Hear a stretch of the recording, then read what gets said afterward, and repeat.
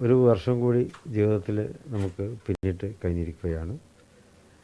കാലം എത്ര വേഗതയിലാണ് സഞ്ചരിക്കുന്നത് എന്ന് നമ്മളിപ്പോൾ മനസ്സിലാക്കും. പ്രത്യേകിച്ച് അടുത്ത കാലങ്ങളിലായിട്ട് അങ്ങനെയാണല്ലോ. പെട്ടെന്ന് സമയം പോകുന്നു എന്നുള്ളതാണ്. ഒരുപക്ഷെ സംഭവബഹുലമായിട്ടുള്ള ദിനങ്ങളായിരിക്കും ഓരോരുത്തർക്കും അഭിമുഖീകരിക്കേണ്ടി വരുന്നത് എന്നുള്ളതാണ്.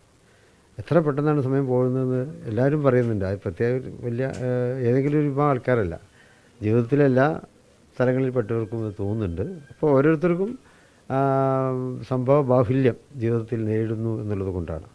അപ്പോൾ കാലത്തിൻ്റെ പ്രത്യേകതയാവും. അപ്പോൾ അങ്ങനെ ഒരു വർഷം കൂടി കൊഴിഞ്ഞു പോയിരിക്കുന്നു. 2026 എല്ലാവരും സഞ്ചരിക്കുന്നത്. നഷ്ടങ്ങളുടെ കണക്കുണ്ടാവും, നേട്ടങ്ങളുടെ കണക്കുണ്ടാവും. അത് രണ്ടും ജീവിതത്തിൻ്റെ ഭാഗമാണ്.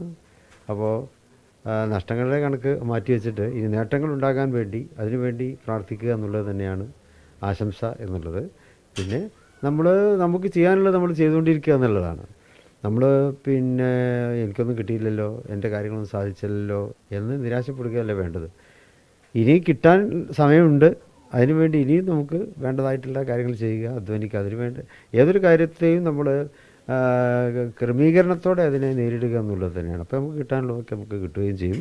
അപ്പോൾ വരാനിരിക്കുന്ന വർഷങ്ങളും ഐശ്വര്യങ്ങളുടേതാവട്ടെ എന്ന് ആശംസിക്കുന്നു.